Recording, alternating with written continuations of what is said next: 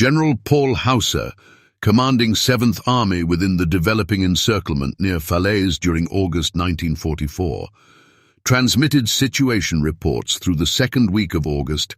that captured the operational dynamic of a commander watching the tactical situation deteriorate faster than authorization procedures could respond to it. Hausser's forces, which had been committed to the Mortain counterattack at Hitler's direction precisely as the Allied encirclement was beginning to develop around them, found themselves advancing westward toward objectives that the strategic situation east and south of their positions was making simultaneously irrelevant and catastrophically dangerous. The gap between what Hausser's situation reports were documenting and what orders from higher command were directing his forces to accomplish grew wider through August's first 2 weeks, until the tactical reality became impossible to address through the planning frameworks that orders were still being issued within. The specific geometry of the developing encirclement required German commanders to understand simultaneously what was happening on multiple axes that were converging from different directions and at different rates. General Heinrich Eberbach, who had been assigned command of Panzer Group Eberbach specifically for the Mortain counterattack before that operation collapsed, found himself in mid-August coordinating what amounted to a rearguard action across a shrinking perimeter while simultaneously attempting to organize breakout operations that the forces available were increasingly insufficient to execute with the kind of concentrated strength that punching through the closing Allied trap would have required. Field Marshal Gunther von Kluge, commanding both Army Group B and as Commander-in-Chief West, occupied the most comprehensive view of the disaster from the German side, receiving reports from Hausser and Eberbach that documented the pocket's progressive contraction while simultaneously attempting to extract from Hitler's headquarters the authorization for withdrawal that field commanders were making increasingly urgent. Von Kluge's own communications during this period reflected the particular stress of a senior commander who understood the tactical situation clearly, possessed the authority to transmit recommendations upward, but not to implement decisions downward without authorization that political direction was making extraordinarily difficult to receive in time for it to matter. The 12-hour gap in his communications on August 15th, which occurred when von Kluge was personally visiting frontline positions in an attempt to assess the situation directly, resulted in Hitler's headquarters interpreting his absence as potential evidence of treachery, rather than as a natural consequence of commanding under conditions that had destroyed communication infrastructure throughout the pocket area. The forces trapped within the pocket included not just German formations, but substantial numbers of SS troops, whose institutional culture, emphasizing fighting to the last, complicated the kind of coordinated tactical withdrawals that professional military judgment was increasingly indicating could preserve more soldiers than attempting to hold positions that the encirclement's geometry was making untenable. SS General Wilhelm Bittrich, commanding 2nd SS Panzer Corps and operating with the external forces that were attempting to maintain the corridor through which trapped formations could escape, coordinated operations that tried to balance the corridor's defense against Soviet pressure with whatever breakout attempts trapped forces could organize, a coordination challenge that the deteriorating communications infrastructure inside the pocket made more difficult with each passing day. General Stanisław Maczek, commanding the Polish 1st Armored Division, operating as part of General Harry Crerar's Canadian 1st Army on the northern jaw of the Allied encirclement, positioned his forces at Chambois and on the heights of Mont Ormel in ways that placed Polish tanks and infantry directly across the escape routes that German forces were attempting to use for moving eastward out of the pocket. The fighting on Mont Ormel during August 19th through 21st involved Polish forces absorbing repeated German attacks by formations attempting to break through to escape the pocket. Attacks that succeeded individually in forcing temporary retreats before Polish positions were restored, attacks that failed collectively to open the escape corridor that German forces required.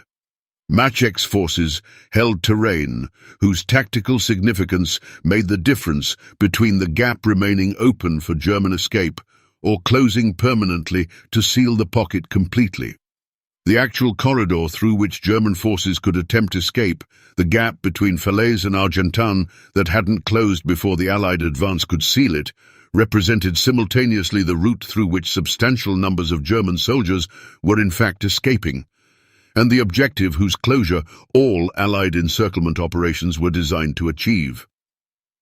German forces moving through this corridor did so under continuous Allied air attack that operated with minimal Luftwaffe opposition, the near-total absence of German air power over the Normandy battlefield, meaning that Allied fighter bombers could attack German columns, vehicles and troops attempting to move eastward through daylight hours, with almost nothing capable of contesting their operations.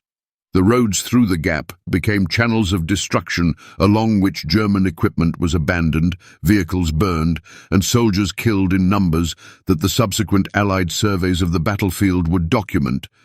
but that German commanders inside the pocket experienced as the immediate reality of attempting movement through terrain that Allied air power had made extraordinarily costly to traverse.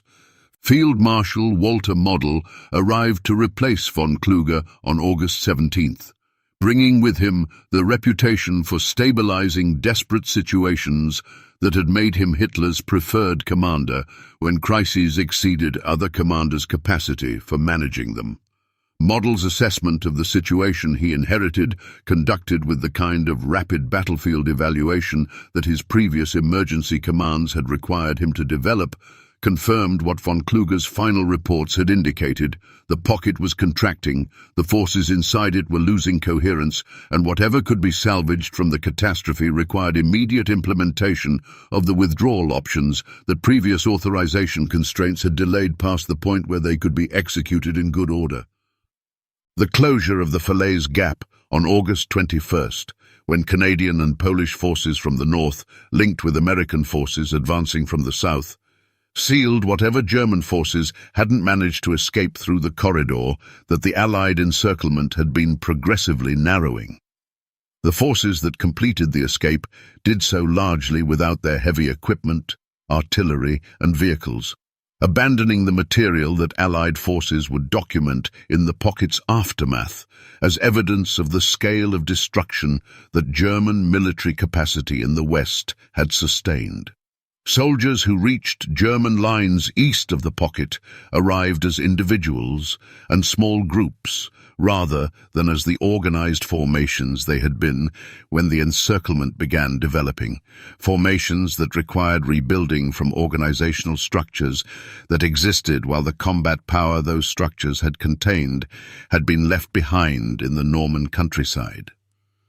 General Eberbach himself was captured during the pocket's final operations, taken prisoner, as the Allied closure eliminated whatever command infrastructure the German forces inside the pocket had maintained through the encirclement's development. His capture,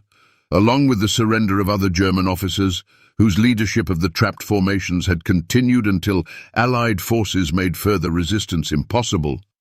represented the human cost of the Falaise disaster beyond the numbers of soldiers killed or captured and the equipment abandoned on the battlefield. The professional military lessons that German generals who survived the pocket drew from the experience connected the immediate tactical catastrophe to the broader pattern of command dysfunction that had contributed to it. The Mortain counterattack, ordered by Hitler against professional military judgment that the developing encirclement made it operationally suicidal, had positioned German armored forces westward precisely as Allied forces were closing the trap east of their positions. The authorization delays that had prevented timely withdrawal before the gap closed had reduced what might have been an orderly fighting retreat to a desperate scramble through a narrowing corridor under continuous air attack. The removal of von Kluge and his replacement by Model had come too late to change the fundamental operational reality that the Falaise pocket represented. A catastrophe whose origins lay not primarily in Allied tactical superiority, however real that was, but in the command decisions that had placed German forces in positions that professional military judgment had argued against, and that the battlefield's actual development had confirmed were indefensible. When German generals faced the Falaise pocket disaster during August 1944, the experience documented a command system whose dysfunction under pressure contributed to losses that might have been reduced through earlier and more flexible responses to the developing operational situation. Hausser's trapped Seventh Army, Eberbach's attempts at coordination across a contracting perimeter, von Kluge's search for authorization that arrived too late, and Model's inheritance of a situation that decisions made earlier had already determined collectively illustrated how the gap between professional military assessment of what circumstances required and political authorization of what could actually be implemented had become, by August 1944, a consistent contributor to military disasters whose scale was directly related to how long that gap had been allowed to persist before operational necessity finally overrode the authorization constraints that delayed effective response. The material accounting of what the Falaise pocket had cost German forces in the West produced figures that commanders examining them understood couldn't be replaced within any time frame that the war's subsequent phase would allow. Hundreds of tanks and assault guns abandoned or destroyed within the pocket, thousands of artillery pieces left behind as crews attempted escape without equipment that couldn't be moved, and tens of thousands of soldiers killed or taken prisoner, represented the inventory of a military force's destruction that German production capacity in 1944 couldn't replace fast enough to restore the defensive capability that the Western Front would require when Allied forces turned from exploitation toward the German border itself. The Falaise disaster hadn't just destroyed the German army in Normandy. It had ensured that whatever replaced it would be rebuilt from a resource base that simultaneous demands from the Eastern Front's own crisis were competing for, a competition that neither theatre could win completely and that both would lose partially as a consequence. The broader pattern connecting Falaise to the campaign's subsequent trajectory illustrated what professional German military commanders had understood since the Mortain counterattack's failure became apparent. That the operational situation in the West had passed the point where tactical skill and military professionalism could compensate for the strategic decisions that had created the circumstances German forces were now attempting to survive.